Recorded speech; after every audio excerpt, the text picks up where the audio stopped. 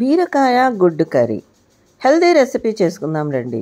Welcome to my channel Madhura Smriti. Cook healthy, eat healthy and stay healthy. 1/2 kg బీరకాయను తీసుకొని దాన్ని తలా తోక తీసేసి చిన్న ముక్కలుగా మీకు హ్యాండీగా ఉండేటట్టుగా కట్ చేసుకొని దానిపై తొక్క తీసి పక్కన పెట్టండి. తొక్కతో చట్నీ చేసుకున్నాము, అది వీడియో ఆల్రెడీ అప్లోడ్ చేశాను, చూడండి. ఇప్పుడు మిగిలిన ఈ బీరకాయ ముక్కలతో గుడ్డు వేసుకొని కర్రీ చేసుకుందాం.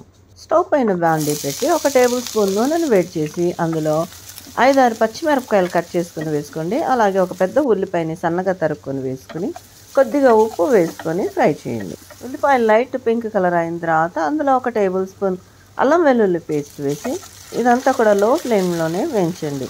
కమ్మటి వాసన వచ్చేంత వరకు ఫ్రై చేయండి. చిటికెడు పసుపు వేసి 1 నిమిషం పాటు ఫ్రై చేయండి.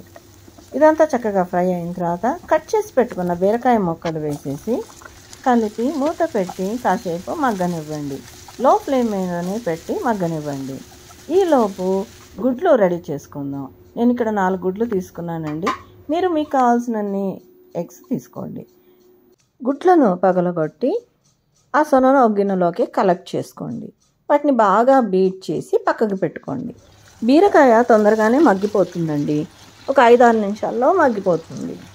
బీరకాయ మగ్గిపోయి నూనె సపరేట్ అవుతుందండి. ఇప్పుడు ఇందులో కావాల్సినంత కారం ఇక్కడ నేను 1 టీ స్పూన్ వేసుకున్నాను.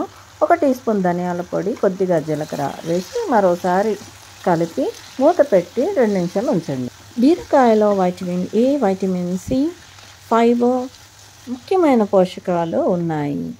తక్కువ క్యాలరీస్ ఉండడం వల్ల బరువు తగ్గాలనుకున్న వాళ్ళకి మంచి ఆహారము.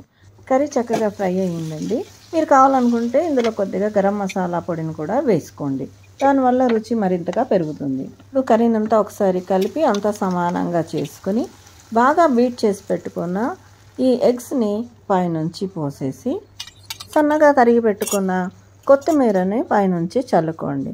మూత పెట్టి స్టవ్ సిమ్లో పెట్టేసి ఒక 2-3 నిమిషాల వరకు ఉడకనివ్వండి. నూనె తేలుతుందండి, అంటే ఎగ్ కూడా చక్కగా ఉడికింది. ఇప్పుడు నెమ్మదిగా గరిటెతో ఒక అంచు నుంచి కొద్దిగా ఫ్లిప్ చేసుకోండి. అలా అన్ని వైపుల నుంచి కూడా కొద్దిగా తీసుకొని ఫ్లిప్ చేసుకోండి. అంతా ఎలా అంటే అట్లా కలిపేస్తే కనుక గుడ్డు అంతా కూడా పురుట్లాగా అయిపోతుంది. అలా కాకుండా మనకు గుడ్డులాగా కనిపించాలంటే ఇలా నెమ్మదిగా టర్న్ చేసుకోండి. మరో నిమిషం పాటు ఉడికిచ్చేసి స్టవ్ ఆఫ్ చేసుకోండి. అంతే, ఎంతో రుచికరమైన ఆరోగ్యకరమైన ఎగ్ అండ్ బీరకాయ కర్రీ రెడీ. ఎగ్లో హై ప్రోటీన్ కాంటెంట్ లభిస్తుంది. అలాగే వైటమిన్స్ అండ్ ఎసెన్షియల్ మినరల్స్ కూడా ఉన్నాయి. మరి బీరకాయలో మనకు కావాల్సిన వైటమిన్ ఏ, సి ఇమ్యూనిటీ బూస్టర్గా పనిచేస్తుంది. బీరకాయ బ్లడ్ షుగర్ లెవెల్ని రెగ్యులేట్ చేసి గుండె పనితనాన్ని మెరుగుపరుస్తుంది. సాల్యుబుల్ ఫైబర్ డైజెస్టివ్ సిస్టమ్ని మెరుగుపరిచి కాన్స్టిపేషన్ని తగ్గిస్తుంది. బీరకాయ కూర ఎప్పుడు ఒకేలా కాకుండా ఇలా గుడ్డు వేసి ట్రై చేయండి. పిల్లలు పెద్దలు అందరూ ఎంతో ఇష్టంగా తింటారు. ట్రై చేయండి. నా ఛానల్కి సబ్స్క్రైబ్ చేసుకోండి. Thanks for watching.